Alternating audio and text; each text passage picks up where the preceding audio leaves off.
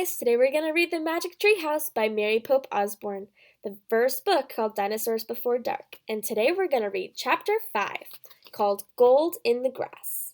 All right, let's read. Go, go, said Jack. He threw his notebook into his pack. He pushed Annie toward the rope ladder.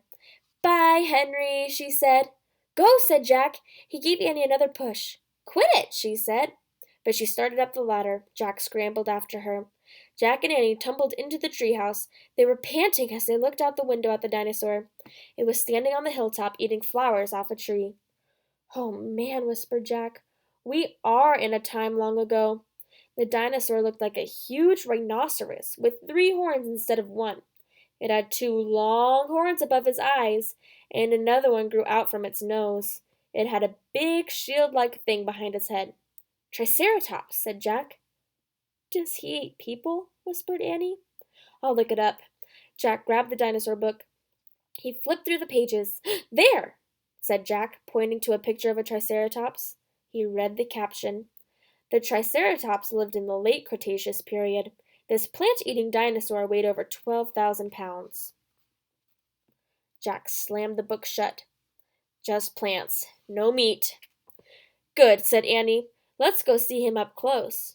Are you crazy? Said Jack. Don't you want to take notes about him? Asked Annie. We're probably the first people in the whole world to ever see a real live Triceratops. Jack sighed. Annie was right. Okay, let's go. Jack shoved the dinosaur book into his pack. He slung the pack over his shoulder. Annie started down the ladder, and Jack followed her. Just promise you won't pet him, Jack called down to Annie.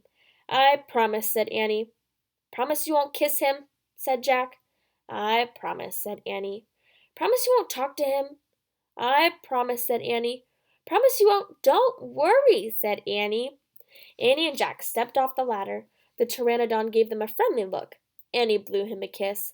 Be back soon, Henry, she called. Shh, said Jack, and he led the way, slowly and carefully through the ferns.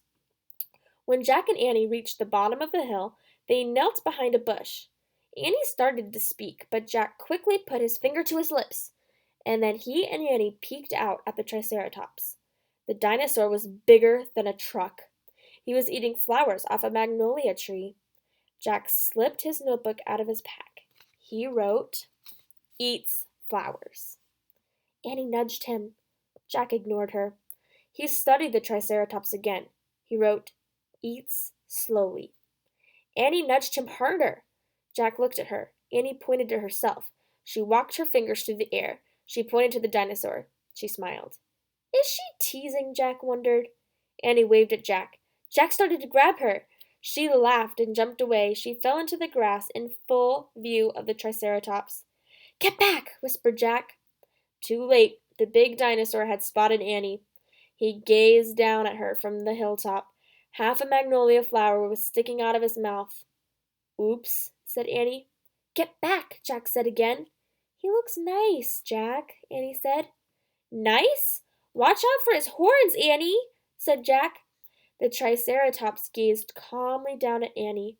Then he turned and loped down the side of the hill. Bye, said Annie. She turned back to Jack. See? Jack grunted, but he wrote in his notebook. Nice. Come on, let's look around some more, said Annie. As Jack started after Annie, he saw something glittering in the tall grass. Jack reached down and picked it up. It was a gold medallion. Here's a picture.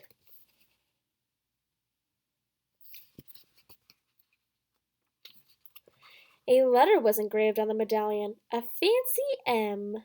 Oh man, someone was here before us, Jack said softly.